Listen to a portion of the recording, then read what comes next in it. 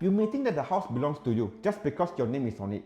But after a divorce, it's not that simple. In some cases, neither party gets to keep the flat. Or worse, if the minimum occupation period has not been met, HDB may not even allow you to sell it.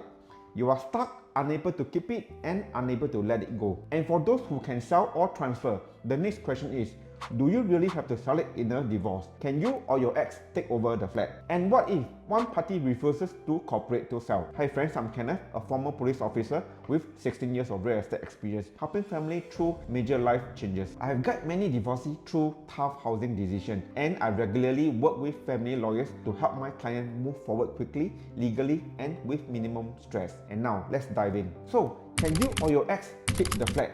The first decision regarding your home is simple.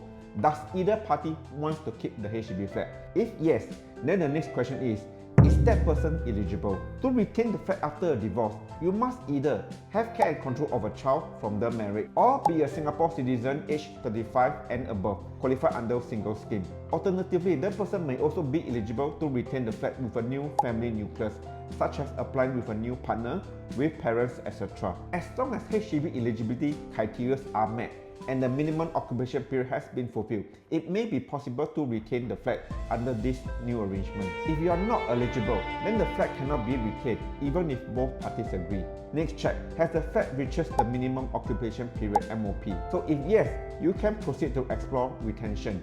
If no, the situation gets trickier. HDB generally doesn't allow sales, transfer or takeover before MOP. However, in some cases, HDB may consider allowing one party to retain the flat if they meet the eligibility condition. So always check directly with HDB. And here's the hard truth. Between 2016 and 2021, over 700 flats were surrendered to HDB due to divorce, breakup or annulment.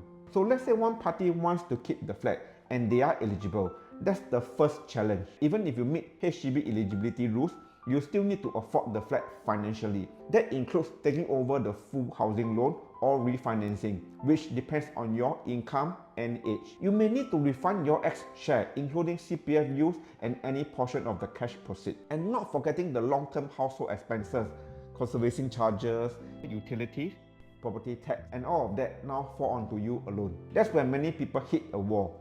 Maybe the monthly installments are too high, maybe you can't get the loan approved, or maybe the ongoing maintenance fee is too high, or maybe you simply don't have the funds to refund your ex share. If financially you can't manage to keep the flat, then selling might be a better option. Take your share, consider buying a smaller, more affordable home on your own. Now let's say no one is available or willing to keep the flat, then realistically the flat has to be sold. The court may give you a timeline, usually 6 months, 9 months or 12 months to sell the flat. And if both sides can't agree on the terms, that's when the court may decide. The court may assess things like whether the flat is considered a matrimonial asset, who contributed what, and the welfare of the children if any. There are many legal factors involved which I will not go into here. I'm not a lawyer, I'm just sharing my experience and knowledge from helping clients navigate their housing matters during divorce. In doubt, always consult a lawyer. Now let me show you a simple flow. Step 1. Does either party wants to retain the flat? If no, the flat must be sold or surrendered if minimum occupation period has not met. Next, is the person eligible under HDB rules? If they are not eligible, they can't retain, must sell or surrender. Next, can the person afford to retain the flat? If no, then the flat must be sold or surrendered, depending if minimum occupation has been met. Can you buy another flat after a divorce? Yes, but only if you are eligible. If you have care and control of a child, you can apply with a child as your family nucleus. There's no need to wait until 35. If you don't have children, you can only apply after turning 35 under single scheme. You may also apply with your parents or new partners, depending on eligibility and household formation rules. In doubt, you can always apply HDB flat eligibility HFE letter to assess your eligibility. It is done entirely online. I'll leave the link in the description below. Now, divorce is unfortunate and many times housing make it even more complicated. You are dealing with HDB eligibility rules, CPF refunds requirement, financial stress, and sometimes uncooperative acts. I understand how overwhelming it can be, but if something needs to be addressed, it needs to be addressed. Dragging things out doesn't help. I've seen cases where one party has already moved out while the other continues staying in the flat. But if the flat isn't sold, both are still responsible for the mortgage. And the longer it delays, the more financial draining it becomes. CPF accrued interest, bank interest, property tax, all this eat into your eventual proceeds. And what if no one wants to take responsibility during the period? Late payment penalties, unpaid town council fees that end up in court.